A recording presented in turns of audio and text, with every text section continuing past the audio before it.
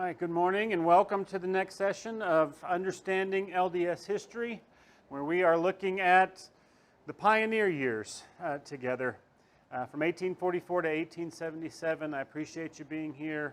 I appreciate you if you're watching this online later. I mentioned last week that sometimes we're guilty of, we set up a straw man of the other side that doesn't accurately represent what the other side really believes, but it makes a really good sounding argument. So we set up a straw man and then we beat the fool out of that straw man with an argument, but what we're beating up doesn't really represent what they believe. And what I really hope to do, and what I'm trying very hard to do in this class every week, is I don't want to do that with our LDS friends and neighbors. I want to be fair to what they believe and fair to what they teach.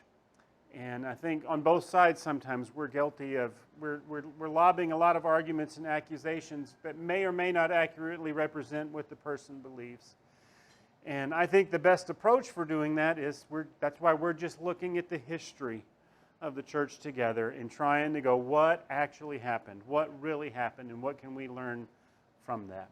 And along the way as we do that, I hope that I can keep the command of Scripture to do so with gentleness and respect, and to be loving and kind and be gracious in my speech along the way. And if you're watching this, or if you're here today in your LDS or have LDS background and you've stumbled across these videos, we'd love to sit down and talk with you. Feel free to reach out and email me through our website. My name's Tim Lewis. You can get my email there. I would love to sit down and talk to you. But thank you for being here this morning. We're going to dive right in. Last week we left off with, we got Brigham Young, so we backed up from 1844 to get to know Brigham Young a little bit better, because since he's such a central figure in the history of the church. And last week he had moved to Kirtland with his family, where he met Joseph Smith for the first time and was recruited to be a part of Zion's camp, where they went to try to liberate the saints in Independence, Missouri. That didn't work out so well, and they had returned back to Kirtland, where the church was kind of headquartered at the time. And not long after they got back, Joseph Smith called a special conference of all the church leaders, where he appointed the 3 witnesses to the Book of Mormon to appoint a special quorum of 12 apostles. And he did this to fulfill a prophecy he had made earlier, where he said there would be a day where the 3 witnesses would appoint apostles to go and preach the gospel. And so the 3 witnesses were Oliver Cowdery, David Whitmer, and Martin Harris. And so in this meeting, they appointed 12 men to fill a quorum of this 12 apostles. So this is when that body was first established. And so when they chose the 12 people, Brigham was the second person to be selected, and his buddy Heber Kimball was the third. But what's really interesting is that 9 of the 12 men selected had all been members of Zion's camp. And so when they got back to Kirtland, there was a whole lot of people who were going, hey, what's going on? And Joseph Smith had a lot of answering to do, because he had said through prophecy that God's going to use this army to deliver the saints in Missouri. And that hadn't happened. It had been a colossal failure. And they had come home, and a lot of people weren't happy about that. And Brigham had ardently defended him when they returned. And those who had remained loyal through all of that were rewarded. So 9 of those 12 first apostles were men who had been part of that Zion's camp movement. On that night that they appointed them, there was a blessing given over each one of them. And this is the blessing that was given over Brigham Young when he was appointed as an apostle. The blessing of Brigham Young was as follows: that he should be strong in body, that he may go forth and gather the elect, preparatory to the great day of the coming of the Lord. Which you have to remember meant for Joseph Smith, within his lifetime, in this generation, Jesus is coming back. That's why independence was so important to them reclaiming it, because he had prophesied that's where Jesus would return within that current generation. And he shall go forth from land to land and from sea to sea, and shall behold heavenly messengers going forth, and his life shall be prolonged. And the holy priesthood is confirmed upon thee, that he may do wonders in the name of Jesus, that he may cast out devils, heal the sick, raise the dead, open the eyes of the blind, and go forth from land to land and from sea to sea, and that heathen nations shall even call him God himself, if he did not rebuke them. So great things were predicted for Brigham from the very start. And a lot of these things would happen. He would be responsible for gathering a whole lot of people. He would go from sea to sea, and that at least he took one trip overseas, which we'll talk about next week. And so he did go on to be very influential. 2 weeks after that meeting, Smith addressed this new quorum of 12 men with instructions regarding their purpose. This is the purpose of the body of the 12 apostles. And I just bring this up because it's developed over the years. This is a far different purpose that the apostles serve today. But they were initially appointed to be the missionary arm of the church. They are the 12 who are called to the office of a traveling high council who preside over all the churches among the Gentiles where there is no presidency established, where there is no stake established. They would have authority in those areas. And they are to travel and preach among the Gentiles until the Lord shall command them to go to the Jews, which never happened. One of the apostles did go very briefly to Israel in Brigham's lifetime. Did not go well. He was not there very long.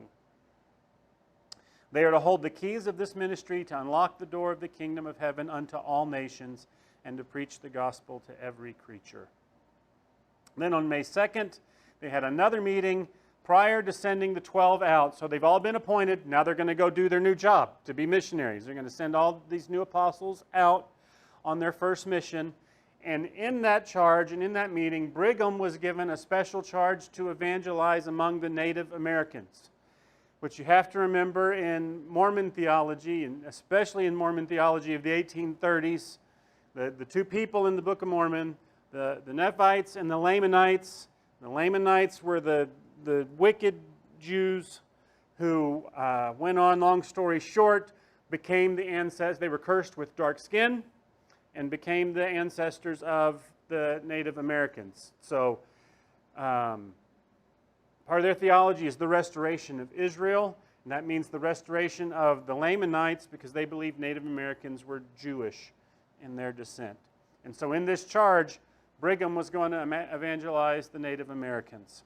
And the notes from that meeting say that they voted that elders Brigham Young, John Green, and Amos Orton be appointed to go and preach the gospel to the remnants of Joseph, and it's referring to Native Americans here, that the door be opened by Elder Brigham Young, and this will open the door to the whole house of Joseph.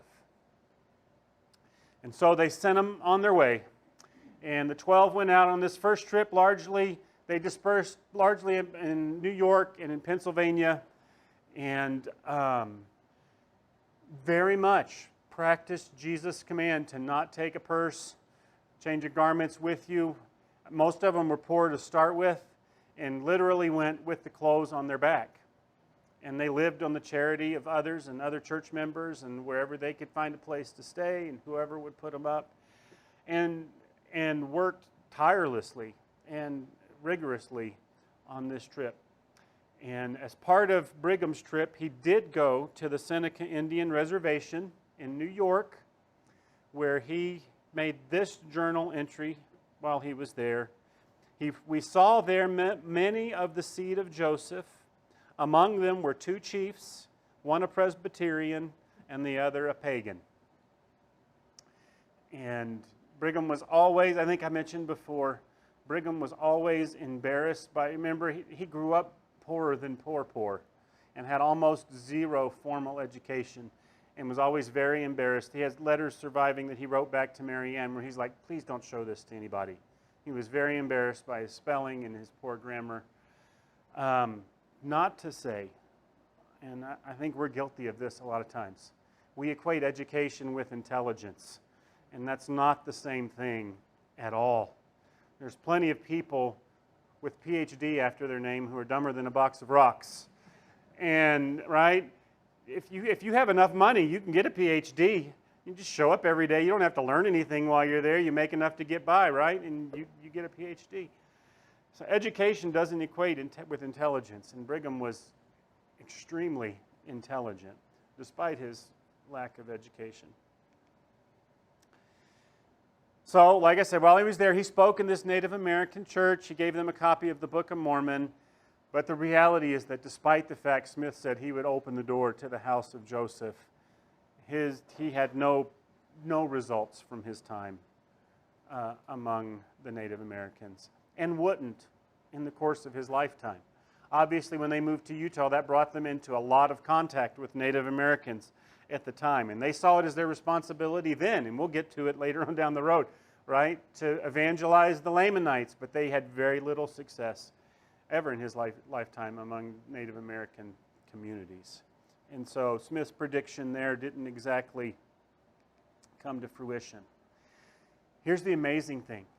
On that first mission trip, so less than 4 months, Brigham traveled 3,264 miles by boat or wagon or on foot. That's an average of 20 miles a day. Some of you know I like to backpack. A 20-mile day is a killer day if you do 20 miles. And I mean, like, people that do the Appalachian Trail and are like gung-ho into it. If you 20, 25 miles a day is a lot. But to average that over 4 months, it gives you an indication how hard he worked and how tirelessly he worked. And he would work that hard for the remainder of his life to promote the LDS gospel, and tirelessly. And a lot of times, you know, exposed to the elements, not a lot to eat. This wasn't a cushy mission trip where he's staying in the Hilton every night, right? He was working, and I admire that. He returned to Nauvoo the fall of that year, and he spent the fall of that year trying to get his family situated, because the other part of this equation is from the moment he was appointed apostle, he was gone far more than he was ever home for a lot of years, leaving Mary Ann with a bunch of little kids and zero income and no money. And we'll talk about that more later, but so he's a few months home. He's trying to make a little income, but he spent most of his time in that fall working on the construction of the new temple. And then in January of 1837, Joseph Smith founded the Kirtland Safety Society Bank and began to issue currency under that bank. And this was one of the biggest mistakes Joseph Smith ever made. And it almost cost him the entire church in the fallout afterwards. And I don't want to tell the whole story. If you want to go back and watch it, I go into a lot of detail. It's, I think it's episode 26 on the first version of this class, if you want to go back and look at it. I want to focus more on how Brigham fell in to all of this. But in a nutshell, Joseph Smith started the bank. This wasn't unusual. There's a lot of people starting banks at this time, and a lot of other places issuing their own currency. The problem was that the state legislature refused to give him a charter to start a bank, and he just did it anyway, and began issuing their own money anyway.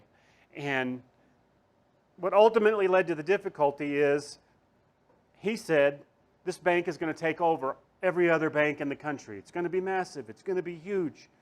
I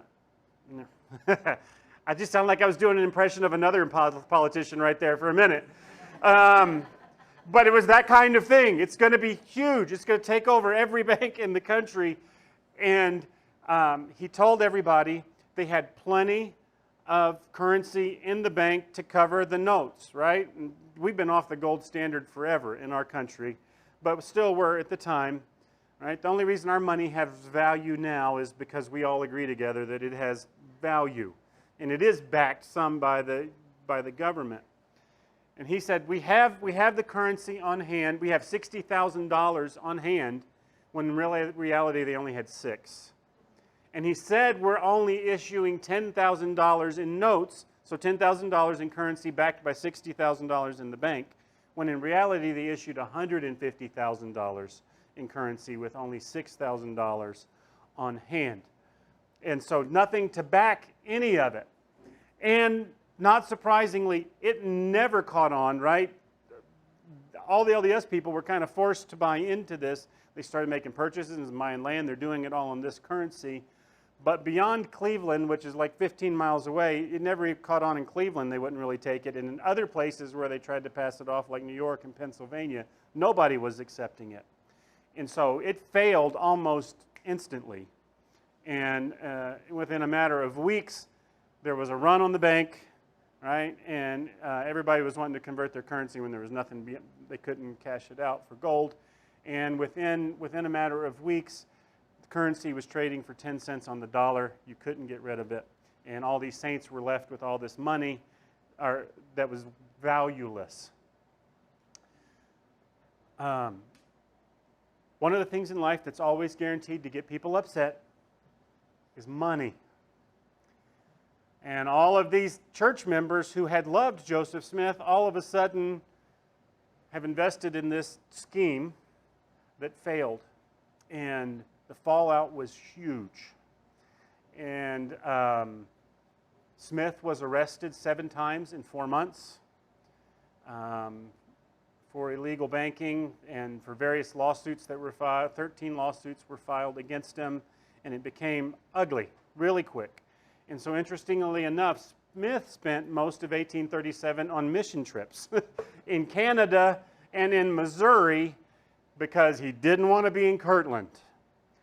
And the fallout at the end of all of that was just massive upheaval in the church. He almost lost the entire church. All 3 of the 3 witnesses to the Book of Mormon left the church in this period and were excommunicated for doing so. And so remember, these are the 3 men who said, we saw God in Jesus Christ. We saw the golden plates, and the angel showed them to us. But when their pocketbook was affected, all of that became not so important anymore. So Oliver Cowdery was excommunicated for speaking ill of the prophet, for fraud related to the bank, for encouraging lawsuits, and other charges. So Oliver Cowdery was out in this time period. David Whitmer was excommunicated for violating the word of wisdom and associating with all the apostates in town who were leaving the church over this and saying bad things about the prophet. Martin Harris, interestingly enough, if you remember Martin Harris, gullible Martin Harris, who believed everything. And I don't know if this ties together, but it's interesting to me. He was gullible. He did believe everything. But he was a very successful businessman, and you might remember from the first class, he largely bankrolled the beginning of the church and the publication of the Book of Mormon. He never invested in the bank. He was the only one saying right up front from the beginning, this is a fraud. And I don't know if that was his business acumen or what, but he refused to invest and became one of the dissenters, and he was eventually excommunicated. Among the 12 apostles, Luke Johnson denounced Joseph Smith and was excommunicated. John Boynton joined the dissenters and claimed Smith was a false prophet, and he was excommunicated. Lyman Johnson was disfellowship restored and then eventually discommunicated because he was angry because he had been told the bank was never fail. And he had been told that. And a lot of people had, and the bank did fail. And so you had this massive upheaval in the church with the leaders and prominent people in the church are leaving by droves, and they're angry, and they're starting other churches, and Kirtland became a very unsafe place. And I say all that to say this, that in the middle of all of that upheaval, and Brigham lost money in this just like everybody else did, he remained doggedly and ardently loyal to Joseph Smith through all of it. He said that confrontation with dissenters, and I love the way he talked sometimes. I love it. I wish we talked this way. Just the folkisms that people used to speak with. Confrontation with the dissenters left him pretty well charged with plenty of powder and ball. And that's a really cool way of saying, you want to fight? I'll fight. And he did. On one occasion, he told a group of these dissenters, Joseph Smith was a prophet, and I knew it, and that they might rail and slander him as much as they pleased, they could not destroy the appointment of the prophet of God. They could not only destroy their own authority, cut the thread that bound them to the prophet to God, and sink themselves to hell. And so he defended Smith. On another occasion, he said, to a large group that had gathered, "Ye elders of Israel, Father Smith is present," Joseph's dad, who's the patriarch of the church at the time. "The prophet is here. Here are his counselors. There are also high priests and elders of Israel. Now, all of you smart people, will some of you draw the line between the spiritual and the temporal in the kingdom of God, so that I may understand it?" And none of them could do it. He went on to say, temporal and spiritual things are inseparably connected and ever will be. Now here's what all that means. What a lot of the dissenters were saying was, maybe Smith can be our prophet and teach us about spiritual things, but we don't want him handling the business of the church, the temporal, right? That's what they're talking about. Don't let him touch the money. He shouldn't be the one in charge of buying land, right? He can give us revelations and talk about spiritual stuff, but don't let him take care of the business. And Brigham's argument was, how do you separate those two? They're intertwined, and they always will be. But he did admit on occasion that he was tempted sometimes to doubt Smith, but he quickly dismissed them. He said at one point, "It gave me sorrow of heart that he was harboring doubts. And I clearly saw and understood by the spirit of revelation that if I was to harbor a thought in my heart that Joseph Smith could be wrong in anything, I would begin to lose confidence in him, and that feeling would grow, until at last I would have the same lack of confidence in his being the mouthpiece of the Almighty." I had doubts, but and he's right. I think he's on the right track. I had doubts, but I realized if I followed those doubts, it's going to end up in my not believing he's a prophet. And I wish he would have followed them.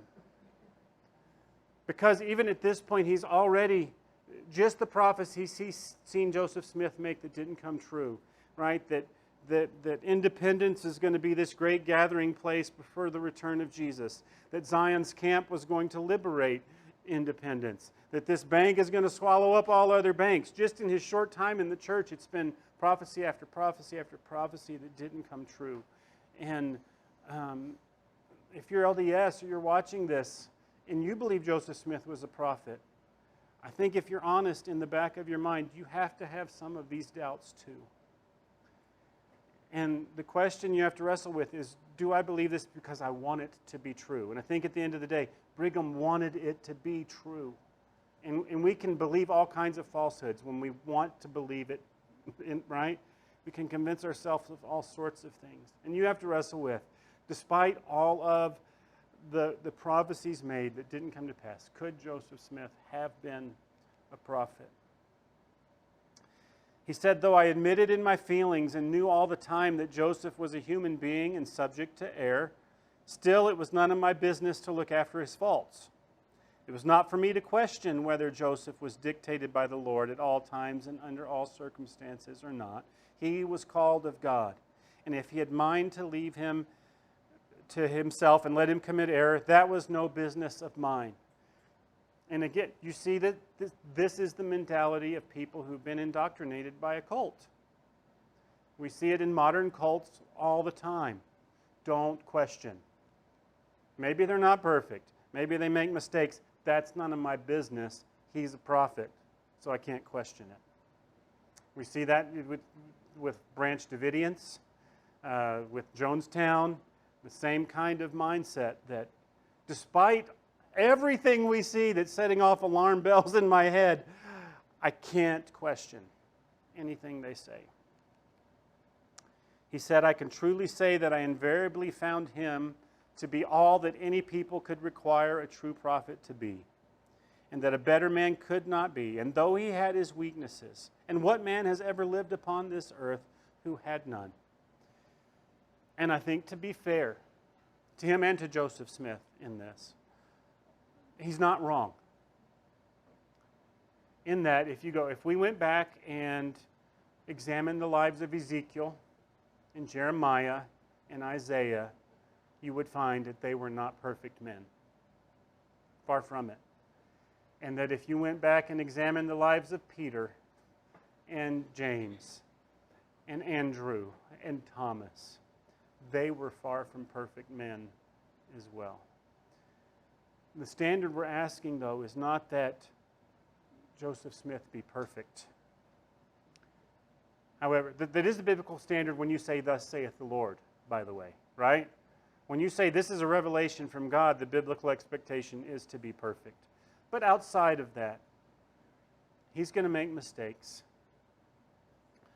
I think the mark of a true follower of Jesus, though, is not that I backpedal on my mistakes, but that I admit them and repent of them when I make them. I certainly, you're all sitting in this class listening to me today, but I really don't want you just to take my word for everything. And I'm trying the best I can possibly do to not make any mistakes, and I want to be historically accurate. But if you come to me and go, "I think you got it wrong on this," and you can show me, the right thing to do is go, "You're right. I was wrong. I did make a mistake." There's a reason that, us as pastors aren't involved in the money of the church. There is some separation there with some of those, the temporal things, because we want to stay above reproach in that regard. And we have to be careful in those areas. And so I think anywhere along the way, if Smith had confessed and not doubled down on it, there would have been room. And so I wish Brigham could have seen through some of these layers to go, yeah, he's not what he appears to be. But he remained loyal. Ultimately, the situation in Kirtland couldn't be salvaged. On December 22nd, Brigham had to flee the city because he was no longer safe living there. In his words, he said, "I left Kirtland in consequence of the fury of the mob and the spirit that prevailed in the apostates who had threatened to destroy me because I would proclaim publicly and privately that I knew Joseph Smith was a prophet and that he had not transgressed." So it eventually became not safe. He left, went across the river, as I recall, I think to where his brother was living at the time, and hid out there, left his wife and kids, who were continually harassed every day by the same mobs who thought she was hiding him. And she went on, she said later it was the severest trial of her life, Mary Ann said, in that month or so after he had left, and they're just harassing her every day. Eventually, Smith and the rest of the saints remained loyal, had to flee Kirtland. Everybody left. Brigham walked away from it all saying Smith has too soft of a hand with people who don't listen, with wayward saints, all of these dissenters. And I think the other takeaway from this is too, Brigham watched and learned. And when he got control, he would not have a soft hand with dissenters.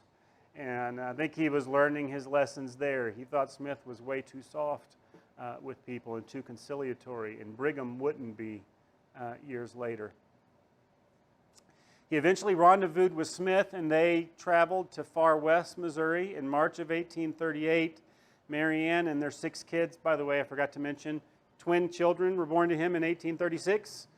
A daughter and a son, Brigham Jr. and Mary Ann Jr., if it's a junior with a girl, but both named after their parents. She joined them later that spring, along with all of these other loyal saints from Kirtland. And just to set the backstory, and we can't go through all this again, this is episode 26 and 27 and into 28, if you want a lot more detail in the first class. But they'd been run out of Independence, Missouri, and problem was Ray County, Missouri didn't want them. Clinton County, Missouri didn't want them. None of the surrounding counties would let them go there. So they originally reached an agreement to allow the saints to settle in the newly created Caldwell County to the north, which was largely uninhabited at the time. They reached an agreement, okay, you guys can go there, we'll leave you alone if they go there. And so they had settled there. Joseph Smith's trying to put everything back together. They appointed apostles to replace the ones who had left or been excommunicated. But the problem was there's lots of dissenters there's still a lot of fractions in fighting even there in Missouri and among the Mormons themselves and with the Gentiles, with everybody else. And it was at this period of time that the Danites were created to take care of problems that arose. Joseph Smith's clerk said, "We have a company of Danites in these times to put right physically that which is not right, and to cleanse the church of very great evils that hitherto existed among us." And so they would physically take care of people who dissented too loudly. So for instance, David Whitmer, one of the three witnesses, had settled in Missouri. He was literally run out of town at threat of his life by the Danites. They're like, "You will leave or else." And that happened to a lot of people during this time period. So here's part of the difficulty, and I'm trying to recap in a nutshell a couple years worth of stuff. The Mormons, part of the difficulty was the Mormons failed to stay in Caldwell County, and they began to fall over into Daviess County to the north, and people didn't like that. Part of the problem was that by the end of 1838, the Mormon population in western Missouri was over 10,000 people. In a sparsely populated area, that's a massive number of people. And everybody likes democracy as long as the vote goes their way. We still see this today. When you're 10,000 people in Caldwell County out of a population of 10,400 or whatever it was, who controls the votes? And so every elected official, your county commissioners, your judges, your sheriff, everybody's going to be Mormon. And so politically, the outsiders didn't like that the vote wasn't going their way. And that led to a lot of problems. It's a control issue, and a lot of politics came into it. That, and they're spilling over into Daviess County. And in Daviess County, Smith was on an expedition up there in 1838 when he came across this rock formation that looked a whole lot like it could have been an altar. And somebody said, "That looks like an altar." And Smith immediately said, "You're right, it is." Not only is it an altar, it's an altar that was built by Adam after he fled the Garden of Eden. This is where Adam came, and he offered sacrifices to God. Now, I can see some of you frowning that geologically, that seems to pose a problem, that the Garden of Eden would have been in Missouri. But Smith doubled down on it. He named the location Adam on Ammon, which he said was from the language of Adam, and it means Valley of God, where Adam lived. He also taught that prior to Jesus' second coming, Adam would return to this spot. And he recorded it in Revelation. It's in Doctrine and Covenants 1:16 today. That says, "Spring Hill is named by the Lord Adam on Ammon, because," said he, "it's the place where Adam shall come to visit his people, or the Ancient of Days shall sit, as spoken of by the prophet Daniel." Now, if you're like me, I have a hard time wrapping my mind around the Garden of Eden being in Missouri. There's geographical markers in Genesis, like Tigris and Euphrates rivers and things like that, that you have a hard time reconciling with Missouri.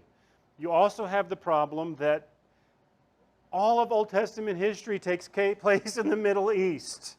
And so how did they get from Missouri to the Middle East?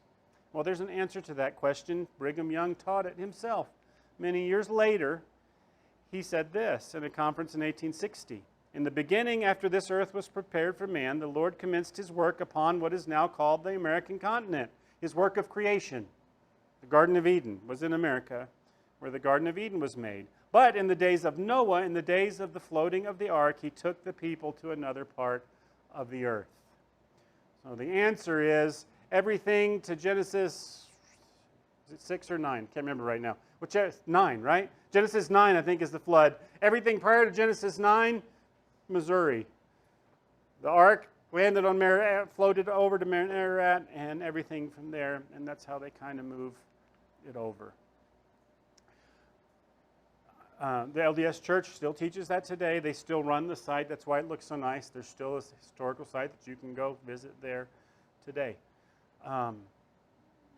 just basic biblical history and geography, I have a hard time believing Joseph Smith could be a prophet and that the Garden of Eden could be in Missouri. And that's something you need to wrestle with if Joseph Smith was who he said he was. All right, long story short, in the months to come, the tensions between the Gentiles and the Mormons, they erupt, leading to the Mormon War of 1838. Both sides in this were guilty of violence against the other, and in all fairness, the Mormons were not being treated fairly in a free country. They were not being treated fairly, and placed them under a lot of hardship, but both sides were guilty of violence against the other. You had the Hans Mill massacre. David Patton, one of the new apostles, was killed in the fighting in this time period. A lot of ugly things happened, and Brigham was not involved in hardly any of it. In this whole time period after they got to Far West, he spent most of his time in Mill Creek trying to build a house and take care of his family, and he was not involved in a lot that was going on. But kind of the tipping point was Sidney Rigdon made a speech on July 4th, 1838, that was very patriotic at the beginning and very inflammatory at the end, in which he essentially said, if you mess with us, we will exterminate you and wipe you out. It was very inflammatory, and it was kind of the tipping point. And it led to this document that Governor Boggs of Missouri issued in October of that year. And he was being given a lot of half-truths and false information about what was going on with the Mormons. But his proclamation said this is to the head of the Missouri militia. He said, I have received information of the most appalling character which changes the face of things and places the Mormons in an attitude of open and avowed defiance of the laws. And having made war upon the people of this state, your orders are therefore to hasten your operation with all possible speed. The Mormons must be treated as enemies. They must be exterminated or driven from the state, if necessary for the public peace. And this is what has famously become known as the extermination order. The militia raised troops of about 2,500 troops and marched on Far West. And by this point in time, most all the Mormon settlers had fallen back into Far West or fled already. So everybody fell back inside the city walls of Far West. Brigham and Heber moved with his families. They were appointed captains of over 50. And one night, Joseph Smith went into bed saying, we will fight to the very last man, and God will give us a great victory, but we are not backing down. But the reality is, as soon as the militia camped within sight of the town, they were massively outnumbered, and he surrendered without a fight. And so Smith and Hiram and Rigdon and Parley Pratt were all taken to jail in Independence, Missouri. Brigham was probably missed because he was an unknown player in this. Like I said, he hadn't been involved. They were arrested. The militia chief told them that you've got till spring to leave, and you better not try to plant crops and stay. And this was heading into winter. And then they plundered the town. Took their livestock, took their horses, burned, looted, took everything. And with all of the presidency, all the leadership in the churches in jail, a lot of the apostles were away on mission trips. That left the leadership of the church fell to the apostles who were left, which was pretty much Brigham and Heber at this point in time. And from jail, Smith sent them these instructions. If need be, the management of the affairs of the church devolves on you, that is the 12. Appoint the oldest of those of the 12 who were first appointed, part of the initial 12, to be the president of your quorum. And it's funny how history works sometimes.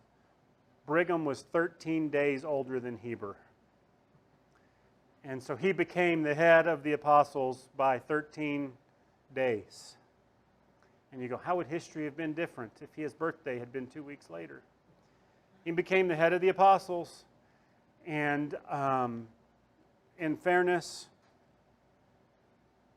is amazing what he was able to accomplish in getting the saints from Far West back to Illinois.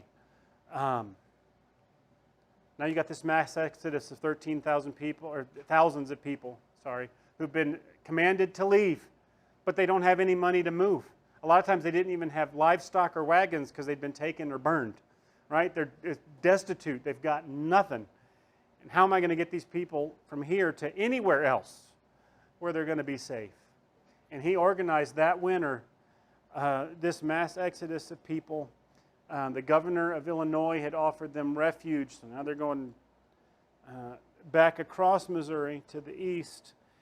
And he organized a committee where more than 400 people banded together, people who still had some means and some money, banded together and financed this whole thing and shuttling people across and moving across in the middle of winter with very meager supplies and very meager rations and sleeping on cold frozen ground in February in Missouri. Brigham organized all of that and was back and forth, and so became very prominent in doing so. He quickly became, the most wanted man in Missouri pretty fast. He disguised himself at the time. He wrote one time about just dressing like a woman to disguise himself from the militia when they were in town, putting on a dress and a bonnet to escape recognition. But eventually, he didn't have any choice. He had to flee far west along with everybody else. And for the second time in 2 years, him and his family are forced to leave their home. Mary Ann said during that time, she said, in that interval of 3 months, I kept house in 11 different places. She's the tough lady in all of this. And not just her, a lot of the women in this time period who just are eking out an existence. And I go, I don't even know how. How are you doing it? How are you taking care of 6 kids in the middle of all of this? And she did it. A lot of the saints scattered, but most of them initially settled in Quincy, Illinois. And before that happened, Brigham got his family across. Everybody's out. Far west is empty. It's a ghost town. But before he could settle in Quincy, he had to go back, and in his words, and he was known to do this a little from time to time, he had to go back to far west one more time to help God fulfill a prophecy.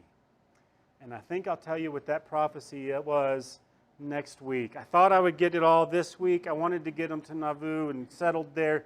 We didn't quite make it. So we'll pick up there next week with how he goes back to help God fulfill this prophecy. And we will also cover next week Brigham's trip to England, which is fascinating. How do you, thousands and thousands of converts to the faith, and how do you move them all to America? And Brigham was in charge of all of that. Kind of fascinating story to look at. And so we'll pick up there next week. But thanks for being here. I'll hang around a bit if you have any questions. Have a great day.